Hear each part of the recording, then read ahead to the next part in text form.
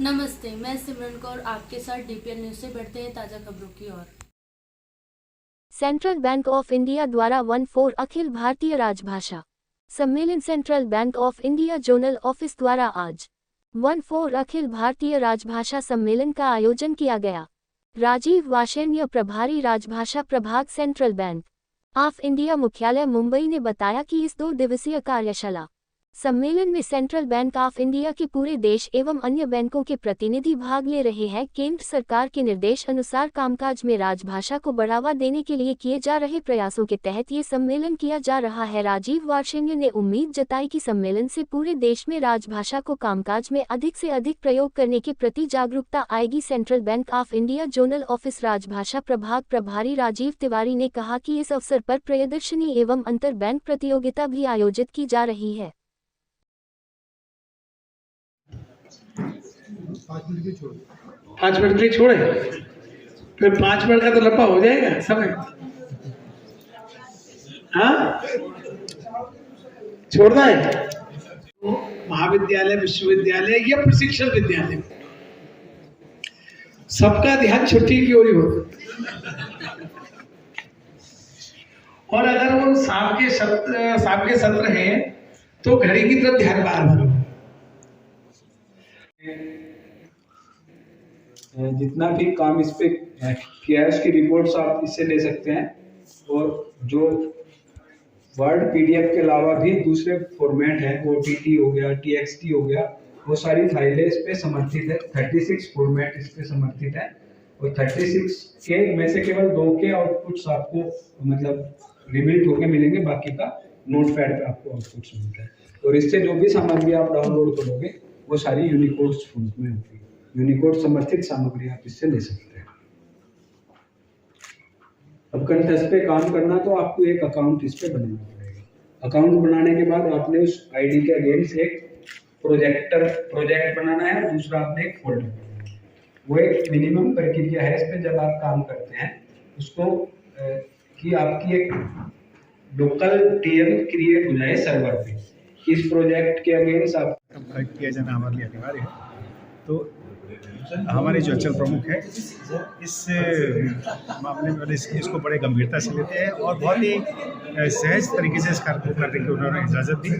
और हमारे जो ये प्रशिक्षण केंद्र है, अधिकार प्रशिक्षण, इसके जो प्राचार्य हैं उनने भी बहुत अच्छा योगदान दिया और उनके जरिए हम इसको सफलतापूर्वक करने में उम्मीद करें कि चूंकि मध्य प्रदेश देश का हृदय स्थल है तो यहाँ से जो आवाज़ निकलेगी, जो दायित्व सेंट्रल बैंक ऑफ इंडिया का राजभाषा को तो पूरे देश में एक आंदोलित करता है। बिल्कुल बिल्कुल, इस बारे में कोई संशय नहीं है।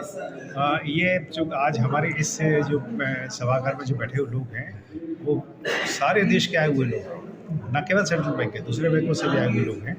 तो ये जो इंटरनेशनल इंटर कॉम्पिटिशन बैंक था। हाँ, अंतर बैंक का जितने भी हमारे प्रतियोगिता हुई थी उनके जो विजेता थे उनको भी हमने बुलाया हुआ है।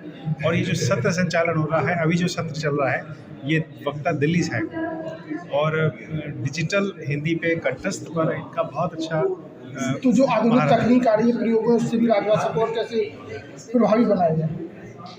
देखिए, राजभाषा बोलने चालने में तो बढ़ रही है, हकीकत यह है कि लिखित रूप में नहीं बढ़ रही है। लिखित रूप में बढ़ाने के लिए हमारे प्रयास जारी है। निबंध प्रतियोगिता के माध्यम से अधिक से अधिक पत्राचार के माध्यम से अधिक प्रचार माध्यम से हम इसको बढ़ाने का प्रयास। सेंट्रल बैंक ऑफ इंडिया द्वारा 14वां अखिल भारतीय राजभाषा सम्मेलन 2 दिवसीय का आयोजन किया जा रहा है, जिसमें मुंबई हेडक्वार्टर से राजभाषा प्रभाग प्रभारी हमारे साथ सम्मिलित हुए हैं। सर, जो 14वां अखिल भारतीय राजभाषा सम्मेलन है, इसके विशेषण के ऊपर हम लोग जानना चाहेंगे। Central bank of India Bharat सरकार की राजभाषा नीति के कार्यान्वयन के लिए निरंतर प्रयासरत है।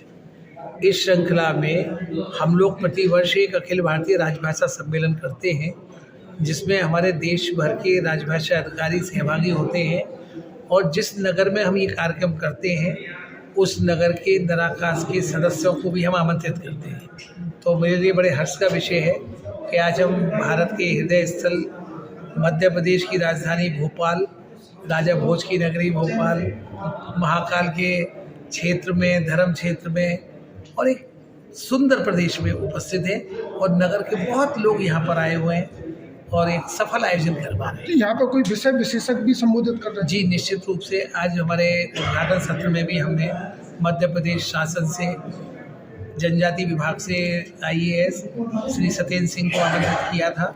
उन्होंने बहुत अच्छा संबोधन किया। साथ में अटल बिहारी वाजपेयी हिंदी विश्वविद्यालय के कुलपति श्री खेम सिंह ढेरिया जी यहाँ पर आए थे और मेरे विभाग की महाप्रबंधक जो कि मुंबई से आई थी श्री पोपी शर्मा जी, सुश्री पोपी शर्मा जी रहीं और हमारे अंचल प्रमुख श्री तरसेम सिंह जीरा जी उद्घाटन में रहे। उसके बाद अभी दिल्ली से आए हुए एक विषय विशेषज्ञ जो कि अनुवाद टूल, जिस तरह गूगल होता है उस तरह भारत सरकार ने एक अनुवाद टूल किया है अंग्रेजी हिंदी कंठस्थ, उस पर सत्र ले रहे हैं और हमारे हर सत्र में एक विषय विशेषज्ञ जो भोपाल नगर से ही है आएंगे। तो देखा जाए राजभाषा के उत्थान के लिए जो आधुनिक तकनीकी है उसकी भी यहाँ जानकारी दी जाए। जी, निश्चित रूप से, क्योंकि अब जो आधुनिकता के साथ हिंदी को मिला के ही हम चलेंगे तभी आज जो वैश्विकता की ओर भारत बढ़ रहा है उसमें भाषा का बहुत बड़ा योगदान होना है और वो डिजिटल हिंदी के माध्यम से ही संभव है। भाषा का उपयोग तो होना ही है, साथ में जिस तरह से सेंट्रल बैंक ऑफ इंडिया 114 वर्षों की एक अनवरत यात्रा रही है तो ग्रामीण क्षेत्रों में भी एक राजभाषा का होना जरूरी हो गया है। निश्चित रूप से, क्योंकि हमारा काम जनता का काम जनता की सेवा करना है और जनता की सेवा जनता की भाषा में हो तो उससे अच्छी और कोई बात हो ही नहीं सकती। जी, मैं यहाँ एक बात बताना चाहता हूँ कि सेंट्रल बैंक ऑफ इंडिया की 2/3 से अधिक शाखाएं ग्रामीण क्षेत्रों में ही हैं और हमारे ग्रामीण क्षेत्रों के साथ ही हमारे बहुत अच्छा हिंदी में काम करते हैं जिससे जनता से उनका सहज जुड़ाव होता है। उम्मीद की जाए कि देश के हृदय स्थल से राजभाषा को लेके जो सेंट्रल बैंक ऑफ इंडिया का प्रयास किया जा रहा है ये पूरे देश में एक आंदोलित करता है। निश्चित रूप से, और ईश्वर करे ये आंदोलन बढ़ता जाए और हम लोग सारा काम हिंदी में करने के लिए अग्रसर हों। धन्यवाद।